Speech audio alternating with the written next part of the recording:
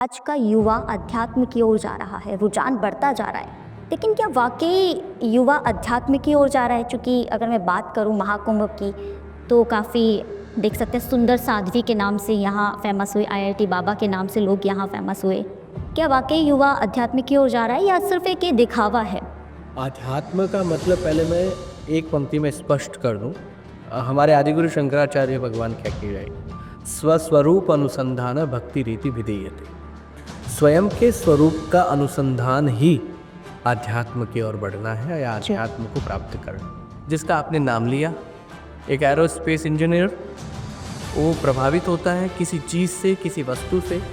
अब वो खोज के लिए निकल तो गया, तो आध्यात्म के मार्ग पर वो हो सकता है, मैं उस पर संदेह नहीं कर सकता, लेकिन वो धर्म के मार्ग पर नहीं है। आध्यात्म की परिभाषा को, शून्य की बातों को, शून्य स्थिति को पहुंचने की बातों को, पॉइंट 1 टू पॉइंट 2 तक ले जाने की बातों को कोई गांजा फूंक करके कहता है तो हमें लगता है कि ये आईआईटी बाबा हो गया। गलत बात। क्या आप वहाँ पर देश के बड़े बड़े आचार्य महामंडलेश्वर, देश के बड़े बड़े सिद्ध साधक, अरे आप लोग वहाँ जाओ, उन संतों के पास बैठो।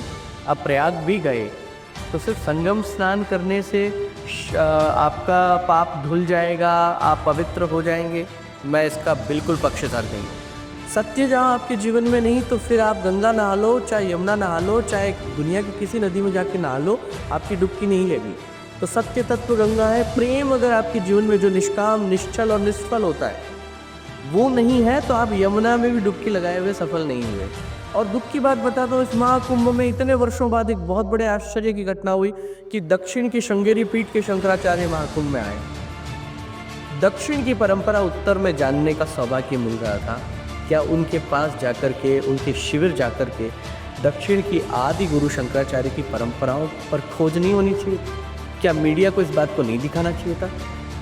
प्यारी आँखों वाली मोनालिसा कौन है? हाँ, वो बच्ची बेचारी जो काम माला बेचने आई थी। बेच रही थी, वो इतनी तंग हो गई, उसके परिवार वाले इतने तंग हो गए। कुछ वीडियोस मैंने भी देखे कि अंतोगत्वा उसे मुंह छिपा के घूमना पड़ रहा है। मूर्ति के अंदर ईश्वर को मानने का ये जो सिद्धांत है, तो मूर्ति के अंदर प्रतीक के रूप में कृष्ण का जो स्वभाव है, भगवान कृष्ण के स्वभाव के अनुरूप उनकी मूर्त बनी है। हाँ, ठीक है, राम जी का जो स्वभाव है उसी के अनुरूप उनका स्वरूप बना। तो व्यक्ति जो जिस स्वभाव का है वो अपने अपने भगवान की तरफ स्वयं स्वतः ही आकर्षित होता है, वो उसी के मंदिर जाता है। कुछ लोगों को देखना हो कि मेरे को तो हनुमान जी से बहुत लगाव है और हनुमान जी मुझे पसंद है, वो कृष्ण जैसे ईश्वर को छोड़ के हनुमान की तरफ क्यों जा रहा है? क्योंकि वो हनुमान स्वभाव का है, इसलिए उसे अपने स्वभाव का ही ईश्वर का स्वरूप अच्छा लगे। महाराज जी, मैंने देखा आप महाकुंभ गए और सैकड़ों की संख्या में यहाँ संत आस्था की डुबकी लगाने के लिए आ रहे हैं। काफ़ी हद तक यूँ कहें कि इस जनरेशन के लिए तो ये एक पुण्य की प्राप्ति है। आप गए, हमने भी देखा, और सबसे बड़ी बात ये, जिस प्रकार मैंने शुरुआत में कहा कि आज का युवा अध्यात्म की ओर जा रहा है, रुझान बढ़ता जा रहा है। लेकिन क्या वाक़ई युवा अध्यात्म की ओर जा रहा है? चूँकि अगर मैं बात करूँ महाकुंभ की, तो काफ़ी देख सकते हैं सुंदर साध्वी के नाम से यहाँ फ़ेमस हुए, आईआईटी बाबा के नाम से लोग यहाँ फ़ेमस हुए। क्या वाक़ई युवा अध्यात्म की ओर जा रहा है या सिर्फ़ एक ये दिखावा है? आध्यात्म का मतलब पहले मैं एक पंक्ति में स्पष्ट कर दूं। हमारे आदिगुरु शंकराचार्य भगवान क्या कह रहे हैं, स्वस्वरूप अनुसंधान भक्ति रीति विधेयते। स्वयं के स्वरूप का अनुसंधान ही आध्यात्म की ओर बढ़ना है या आध्यात्म को प्राप्त करना। जो स्वयं को जानने के लिए आरंभ करता है, चाहे वो किसी आश्रम से स्टार्ट करे, आरंभ करे, किसी मंदिर जाकर के उसको वो अवेकनिंग आए, उससे वो उस दिन वो उसका सेंस एक्टिव हो कि अब मुझे करना है। किसी गुरु के पास, सामान्य व्यक्ति के पास, हो सकता है कि वो भगवाधारी हो सकता है वो सफेद वस्त्रधारी हो सकता है वो पैंट शर्ट वाला ही कोई गुरु हो, शिक्षक हो, जिसके पास बैठ करके उसे वो चीजें मिल गई जो वो ढूंढ रहा है। तो अध्यात्म की शुरुआत तो ऐसे होती है। लेकिन अध्यात्म के रास्ते में आने से पहले मेरी दृष्टि में आपको पहले धर्म समझना होगा, बिल्कुल सही कहा। क्योंकि धर्म की व्यवस्था समझे बिना आप आध्यात्मिक हो भी जाओगे तो आध्यात्म का बहुत गंदा रूप आपके सामने होगा। कैसा? कि आप आध्यात्म के रास्ते पे निकल गए लेकिन आध्यात्म के मर्म को नहीं समझ पाए। आप आध्यात्म के अंदर हो फिर भी आध्यात्म के उस असल तत्व से दूर हो। अब रही बात, आपने जिन लोगों का नाम लिया, दो तरह के आध्यात्म अब समाज में बन गए, एक रील का अध्यात्म और एक रियल अध्यात्म। जी। वास्तविक आध्यात्म जो है वो समाज के बीच में मैं देखने के लिए तरस रहा हूँ पर दिख नहीं रहा। और रील का अध्यात्म, किसी को देखा और प्रेरणा हो गई, बस वो देख कर के वहां चले जाना। किसी को देखा कि वो कुंभ जाकर के एक रील डाल रहा है कि मुझे संगम में डुबकी लगानी है, बस वो संगम की डुबकी देख करके वहां पहुंच जाना और फिर खुद जाकर के डुबकी लगाना, रील बनाना और वापस पोस्ट कर देना। तो ये अध्यात्म जो है इस देश में, इसका एक उबाल सा आ गया है।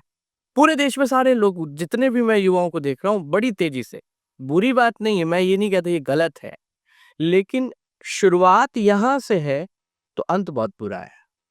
शुरुआत धर्म से होती, पहले वो घर में इस आस्था की डुबकी के महत्व को समझ के निकलते। किसी गुरु, किसी संत, किसी महापुरुष, मान लिया कि आप पहले नहीं संपर्क में आए, आपने रील देखी और आप पहुंच गए, आप प्रयाग भी गए, तो सिर्फ संगम स्नान करने से आपका पाप धुल जाएगा, आप पवित्र हो जाएंगे? मैं इसका बिल्कुल पक्षधर नहीं हूं। आप वहां जाकर के जब तक गंगा, यमुना, सरस्वती, इन तीनों स्वभावों को, इन तीनों तत्वों को नहीं समझे, और बिना तत्वों को समझे कि गंगा किस तत्व का नाम है, सत्य तत्व गंगा है, जी। प्रेम तत्व यमुना है, और करुणा तत्व सरस्वती है। सत्य जहां आपके जीवन में नहीं, तो फिर आप गंगा नहा लो, चाहे यमुना नहा लो, चाहे दुनिया की किसी नदी में जाके नहा लो, आपकी डुबकी नहीं लगी। तो सत्य तत्व गंगा है। प्रेम अगर आपके जीवन में जो निष्काम, निश्चल और निष्फल होता है वो नहीं है, तो आप यमुना में भी डुबकी लगाए हुए सफल नहीं हुए। यमुना तत्व को समझना है तो प्रेम समझो पहले। और करुणा, करुणा तत्व को समझे तो सरस्वती को प्राप्त करे। तो ये तीन चीज अगर वहां से कुंभ से लेके नहीं आए तो आपका संगम नहीं हुआ है, आप त्रिवेणी में नहीं नहाए हो। और ये कहाँ मिलेगा कि वहां जाने के बाद ये जो 1.5 लाख पंडाल लगे हुए हैं, उन 1.5 लाख पंडालों में 1.5 करोड़ से अधिक साधु बैठे हैं। किसी एक साधु के पास जाकर के बैठकर सुन भी लोगे, बोलोगे भी नहीं, तो भी आरंभ कर जाओगे, शुरुआत कर जाओगे, आपकी व्यवस्था आरंभ हो जाएगी, धर्म की जो सीढ़ियां हैं उस पर आप चढ़ना शुरू हो जाओगे। पर किसी एक साधु के समक्ष, किसी एक महात्मा, किसी एक ऋषि, अब मैं देखता हूँ इससे ज्यादा दुखद क्या होगा, कुंभ में जाने के बाद नागा ढूंढ रहे हैं। उन्हें ये नहीं पता कि नागा साधु बनते कौन है। आज भी पूरे देश ने, पूरी दुनिया ने नागा शब्द को इतना रहस्यमय बना दिया है। न जाने ये हिमालय से निकल के आते होंगे और वापस हिमालय में, अरे ये सब नहीं होता है, हमें समझना पड़ेगा। वो सामान्य संत हैं, उनकी दीक्षा नागा है, और जिन जिन की दिगंबर दीक्षा हुई है वही लोग कुंभ में वस्त्रों का त्याग करके संगम स्नान के लिए नागा बन के जाते हैं, या कल्पवास करते हैं 1 महीने वहां तो महाकुंभ में, तो 1 महीने तक वो भभूति लगा करके रमा के रहते हैं। 90% क्या, 90 से भी अधिक प्रतिशत जितने भी नागा संत हैं, कुंभ के बाद वो सामान्य वस्त्र ही पहनते हैं, भगवाधारी होंगे या किसी न किसी रूप में किसी मठ में बैठे होंगे। वो कहीं कहीं कोई हिमालय या मानसरोवर जाके कैलाश पर्वत पर नहीं बैठते। ये क्लियर करना होगा। हम धर्म को और अध्यात्म को जितना रहस्यमय बनाते जा रहे हैं, युवा लोग उतना ही बाहर बाहर के आडंबर के धर्म को ही स्वीकार कर रहा है, मूल को नहीं समझ पा रहा है। इसको रहस्यमय बनाने से बाहर निकलना है। अब इसका रिजल्ट क्या है? जिसका आपने नाम लिया, एक एरोस्पेस इंजीनियर, वो प्रभावित होता है किसी चीज से, किसी वस्तु से। अब वो खोज के लिए निकल तो गया, तो आध्यात्म के मार्ग पर वो हो सकता है, मैं उस पर संदेह नहीं कर सकता, लेकिन वो धर्म के मार्ग पर नहीं है। धर्म के मार्ग पर नहीं है, इसलिए गांजे के नशे में धुत होकर के आध्यात्म की बातें करना बहुत आसान है। आपने धर्म के मार्ग पर होता तो ऐसी व्यवस्था नहीं होती। धर्म के मार्ग पर होता तो आध्यात्म में चलने वाला व्यक्ति, चाहे मेरे माता पिता ने मेरे साथ कैसा भी व्यवहार किया हो, वो माता पिता शब्द के व्यवहार को, उस मर्यादा को, उस सम्मान को खंडित नहीं करता, क्योंकि धर्म ये सिखाता है। ये आध्यात्म की कक्षा में डायरेक्ट जाने वाले लोगों को ये बात समझना होगा कि पहले धार्मिक होना सीखो। क्या मुझे करना है, क्या मुझे नहीं करना है, धारयति इति धर्म, यही धर्म है। और इस बात को देश का कोई युवा समझ नहीं पा रहा। धर्म हमें सिखाता है कि मुझे कौन सी चीज बोलनी है। हो सकता है कि मेरे पिता का व्यवहार मेरे साथ ठीक नहीं है, हो सकता है मेरी माँ का व्यवहार मेरे साथ ठीक नहीं है, उसके पीछे भी कोई कारण होगा, लेकिन हम ये बात दुनिया के सामने कैमरे पर आकर के बोले कि मेरे माँ बाप जैसे नहीं है, वो सही नहीं है, वो गलत कर रहे हैं, तो इस देश के करोड़ों माँ बाप के ऊपर लांछन लगता है। क्योंकि हो सकता है कि एक व्यक्तिगत आपके पिता या आपकी माँ जिसका व्यवहार आपके साथ ठीक ना रहा हो, उसको उस तत्व को आपको निजी तौर पर समझना होगा। ऐसे दुनिया के सामने प्रगटीकरण नहीं करना होता, और प्रगटीकरण करोगे तो हर बालक उसी दृष्टि से अपने माता-पिता को देखना शुरू करेगा। ये धर्म की क्लास में ना जाने के कारण ये इस तरह की चीज़ें आती हैं। कोई बात को कोई गांजा फूँक करके, मैं बहुत स्पष्ट कह रहा हूँ, कोई बात को कोई गांजा फूँक फूँक करके आध्यात्म के विषय की ये ऊपर-ऊपर की तुक्केबाजी वाली बातें इंग्लिश में कह देता है, तो मेरे देश का युवा और देश का मीडिया दीवाना होकर के ये कहने लग जाता है कि इससे ज़्यादा तो बड़ा संत कोई है ही नहीं। हुँ। अरे ऐसे नहीं होता है। जो व्यक्ति 1 मिनट नहीं लगाता ये कहने में कि जिस गुरु के पास मैं बैठा हूँ, ये तो मेरा कोई गुरु है ही नहीं। 2 दिन पहले वो व्यक्ति कहता है कि ये मेरे गुरु हैं, मैं इनके सानिध्य में बैठा हूँ। उनके गुरु भी कुछ-कुछ बातें उसके सामने कर रहे हैं, मीडिया में है सबके सामने। जो व्यक्ति 2 दिन में ये कह दे कि ये तो गुरु थे ही नहीं मेरे गुरु तो कोई और है।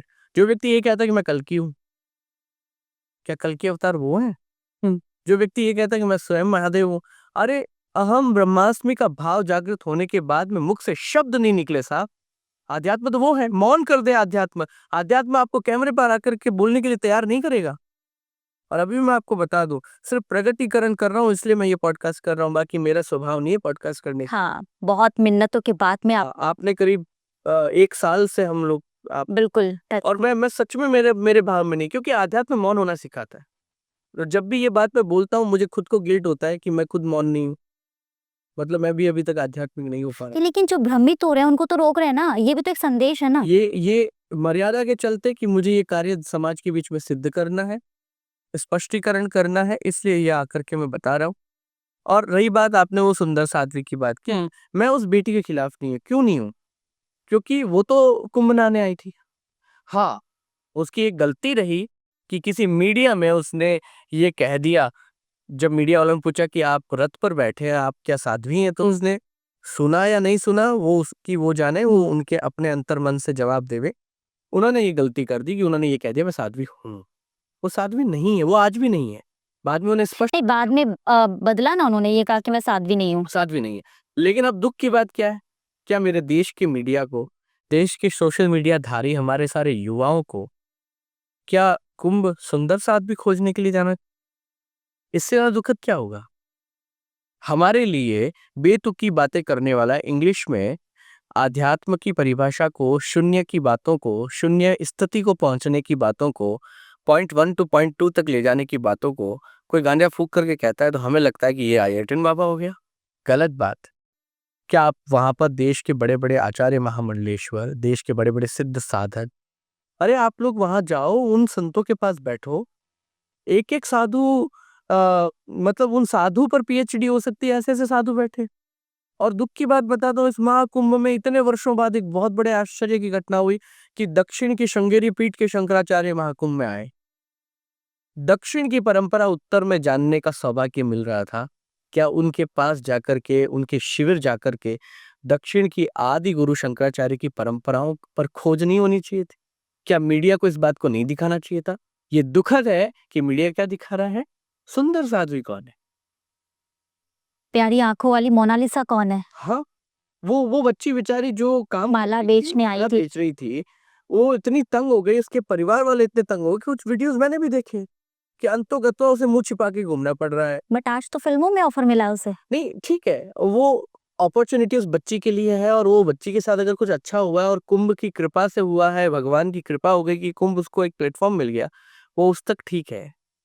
लेकिन उसके पीछे पड़ जाना, फोटो सेल्फीज के लिए उसके आगे पीछे दौड़ना, कुंभ उसके लिए वो स्थान नहीं है। कुंभ किसी मोनालिसा के साथ सेल्फी लेने का स्थान नहीं था। कुंभ किसी साधु के संग बैठ करके, आंख बंद करके अपने अंदर झांकने का समय था। मैंने कहा ना, मैं कुंभ में गया था, एक पत्रकार ने इतना घटिया सवाल पूछा मुझसे। मुझे कहा महाराज, यहाँ तो लोग पाप धोने के लिए आते हैं, आप संतों ने कैसा पाप किया जो आप यहाँ आए हो? उन्हें ये नहीं पता कि ये कुंभ जो है हमारा एग्जीबिशन है। मैं दक्षिण की परंपराएं जानू क्योंकि मैं उत्तर में रहता हूँ, मैं उत्तर पश्चिम में रहता हूँ। मैं पूरब में क्या होता है, हमारे पूरब के जितने मंदिर हैं, नॉर्थ ईस्ट के जितने बड़े बड़ी परंपराएं हैं, धर्म की परंपरा, अध्यात्म की परंपरा, उनके लोग आए हुए हैं, मैं उनसे जाके बात करूं। हमारा तो संतों का वो संवाद का और असल में देखा जाए तो ये जो कुंभ है, महाकुंभ है, ये तो असल में सनातन के जो आप लोग संतों के लिए, नागा साधुओं के लिए है। हमारे संतों की सच्चर्चा का केंद्र है वो। वहां जाकर हम चर्चाएं करें, डिस्कशंस करें, और उससे जो अमृत निकलेगा, वो अमृत जब लेके जाएंगे, वही हमारे लिए अमृत स्नान है। जी बिल्कुल। और अमृत काल में संगम में स्नान करके अगर हम कुछ मंथन करके अमृत निकालते हैं सत्चर्चा से, तो हमारा जीवन तब सफल होता है।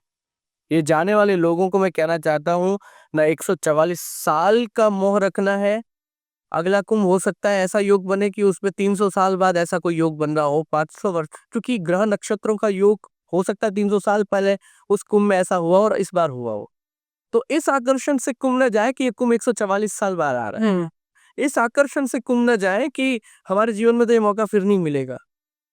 अरे संगम कहीं नहीं जा रहा, संगम वही है। इस कालखंड में, इस 40-45 दिन के समय में आपके पास अवसर है कि इतने महापुरुषों के पंडाल लगे हैं, इतने संत एक साथ, आप बुलाए पर नहीं आ सकते हैं। 1.5 करोड़ महापुरुष एक स्थान पर बैठे हैं, उस हेतु जाएं। आप लोगों की तपस्या का फल है ये तो, ये महाकुंभ, साधुओं की मेहनत, उनकी तपस्या, ये सब उन्हीं का फल है। महाराज जी, जैसा कि आपने धर्म की यहाँ बात की, तो धर्म को समझने के लिए क्या गुरु की दीक्षा लेना जरूरी है? बिल्कुल बिल्कुल आवश्यक है। एडमिशन लेना पड़ता है, तभी आप क्लास फर्स्ट में जाते हैं। क्लास किताबों का ज्ञान नहीं होता है उसके अंदर, किताबों से ज्ञान हम नहीं ले सकते। नहीं, किताब फिर आप पढ़ लो। आपको स्कूल क्यों भेजा आपके माँ बाप ने? डायरेक्ट एबीसीडी पढ़ लेते, डायरेक्ट आप एल्गोरिदम भी पढ़ लेते, डायरेक्ट आप अलजेब्रा पढ़ लेते, डायरेक्ट ही आप एमए पीएचडी कर लेते। नहीं हो सकता ना। कोई ये तक फिजिकली आपके सामने बैठ कर के आपको एक एक वस्तु का बोध नहीं कराएगा, तब तक आपको नहीं पता चलेगा कि चीजें क्या है। तो गुरु तो होना आवश्यक है। मैं अभी अमेरिका में किसी एक एयरपोर्ट पे बैठा था, तो मैंने एक स्पीकर देखा जिसके ऊपर लिखा हुआ था कि 5 मिनट मेडिटेशन। अब एक स्पीकर, एआई जनरेटेड स्पीकर, उसमें ऐसा सॉफ्टवेयर डाला हुआ है छोटे से में, जो आपके साथ कम्युनिकेट करेगा और वो आपको मेडिटेशन करना सिखाएगा। सोचिए, दुनिया इस स्तर पे पहुंच गई है। दुनिया तैयार है फिजिकल गुरु को रिमूव करने के लिए, जो कि सबसे घातक चीज होने वाली। क्योंकि जो फिजिकली आपके सामने गुरु होता है, शरीर आपके सामने होता है, वो आपकी स्वभाव, प्रकृति, व्यवस्था, स्थिति सबको जान करके उस अनुरूप आपको आध्यात्म और धर्म के रास्ते पर लेके जाता है। वो कोई एआई या कोई सॉफ्टवेयर या कोई स्पीकर आपको नहीं ले जा सकता। वो एक फिक्स फॉर्मेट पे काम कर सकता है। उसमें आपने जो कोड डाले हैं, जो फिक्स फॉर्मेट उस स्पीकर में डाला है कि 5 मिनट में मेडिटेशन इस प्रकार से होना है, वो स्टार्ट करने के बाद वहां तक एंड हो जाएगा। लेकिन एक गुरु सामने होगा ना, वो आपको कहेगा कि 5 से अगर 10 मिनट भी हो जाए ना, तो ध्यान की कोई अवधि नहीं होती है, ध्यान का कोई समय नहीं होता है। वही यात्रा धर्म की है। धर्म 1 दिन, 2 दिन, 7 दिन, 10 दिन, 50 दिन में नहीं सीखा जा सकता। धार्मिक होना प्रतिपल होना होता है। इस वक्त भी अगर मेरे अंदर ये सेंस एक्टिव है कि मुझे क्या करना है और क्या नहीं करना है, तभी मैं धार्मिक हूं। अगर ये सेंस, ये समझ मेरी खत्म हो गई, मैं उसी समय अधार्मिक हो गया। अब लोग इसको पता नहीं किस फॉर्मेट से ले रहे हैं कि क्या तिलक लगाना, माला पहनना, कपड़े पहनना, भगवा पहनना, मंदिर जाना या धार्मिक होना है। ऐसा नहीं है। वो ऐसी चीजें हैं जो करना पड़ेगा, क्योंकि क्या करना क्या नहीं करना, उस हेतु हमें एक प्रोसेस से गुजरना होता है। इसलिए हम मंदिर जाते हैं, इसलिए हम उस मूर्त के सामने बैठते हैं, क्योंकि उस व्यवस्था को हम घर से दूर रखते हैं। घर में 17 प्रकार की वाइब्रेशन होती है, बिल्कुल। तरह तरह की कॉन्वर्जेशन होती है, बहुत सारी चीजें गृहस्थ में आप लोग अपने ही घर में करते हो। तो घर के अंदर जो मंदिर है, वो सिर्फ और सिर्फ वैकल्पिक व्यवस्था है। जी।